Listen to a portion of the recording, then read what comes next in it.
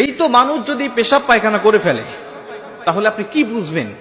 অনেক মানুষ আছে যারা মরার পরে, মৃত মানুষ যারা মৃত্যুবরণ করার পরে দেখবেন যে অধিকাংশ মানুষগুলো পেশাব পায়খানা করে ফেলে। বিশেষ করে যারা মৃত মানুষগুলোকে ধৌত করায়, তাদের কাছে গিয়ে যদি আপনি তথ্যটা জানতে চান তাহলে এই লিগেল তথ্যটা আপনি তার কাছ থেকে পাবেন।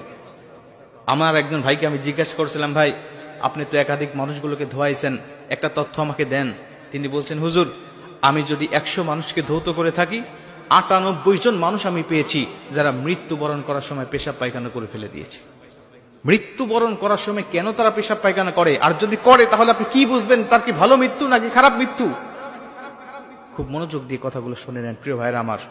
মরণের যন্ত্রণা এটা সত্য। আল্লাহ পাক সূরাতুল কাফের মধ্যে বলেন 26 নম্বর পারা, ওয়াজাআত সাকরাতুল মাউত বিল হক যালিকা মা কুনতা মিনহু তাহিদ।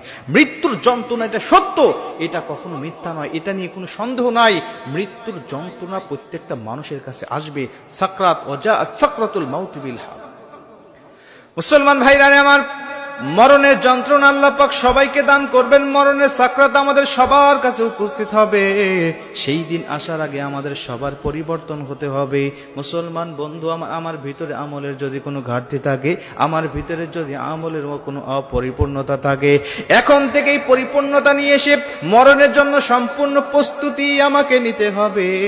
যদি মরণের প্রস্তুতি আমার ভিতরে থাকে, আমার আল্লাহ পাক আমার জীবনটাকে কল্যাণময় করবে। দুনিয়া এবং আখিরাতের কল্যাণ আমার আল্লাহ আমাকে অবশ্যই দান করে দিবে। মরণের যন্ত্রণার প্রস্তুতি আপনি নিবেন যে আমাকে তো মরতে হবে।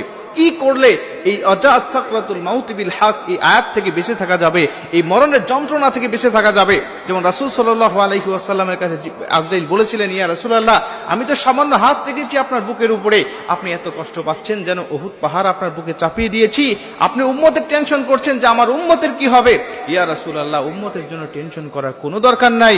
আমি বলে দিচ্ছি, যারা আপনার কথা অনুযায়ী চলবে, কোরআন হাদিস অনুযায়ী চলবে, সূরাতুল বাকারার 255 নম্বর আয়াতুল কুরসির আমল যারা করবে, আমি আজরাইল বলে দিচ্ছি, মা যেমন, শিশু যেমন মায়ের বুকের দুধ পান করতে করতে যেমন ঘুমিয়ে যায়, শিশুও টের পায় না, মাও টের পায় না, আমি আজরাইল আমি ওই সমস্ত বান্দাদের রূহটাকে ঠিক এইভাবেই কবজ করে নেব। প্রিয় ভাইরা আমার, এর জন্য অবশ্যই আমাদেরকে ইসলাম অনুযায়ী, কোরআন অনুযায়ী, হাদিস অনুযায়ী আমাদেরকে চলতে হবে। মানুষ মরণের সময় পেশাব করলো অথবা পায়খানা করলো, এর দ্বারা সে ভালো মৃত্যুবরণ করেছে নাকি খারাপ মৃত্যুবরণ করেছে, এটার কোনো পার্থক্য আমরা বুঝতে পারবো না। কারণ সাকরাত মুমিনেরও হতে পারে, সাকরাত মরণের যন্ত্রণা এটা কাফিরদেরও হতে পারে, এটা মুখ্য বিষয় নয়। কিন্তু মরণের যন্ত্রণা হওয়ার কারণে যে পেশাব পায়খানা করে ফেলেছে এটা শিওর। প্রিয় ভাইরা আমার, আবার অনেক সময় মরণের সময় তার অঙ্গ প্রত্যঙ্গগুলো অনেক লুজ হয়ে যাওয়ার কারণে সে পেশাব পায়খানা করে ফেলে দিতে পারে। এই জন্য আমরা অনেকেই প্রশ্ন করি যে পেশাব পায়খানা করে ফেলেছে, হয়তোবা সে খারাপ মৃত্যুবরণ করেছে। না, এমন মন্তব্য করা ঠিক হবে না।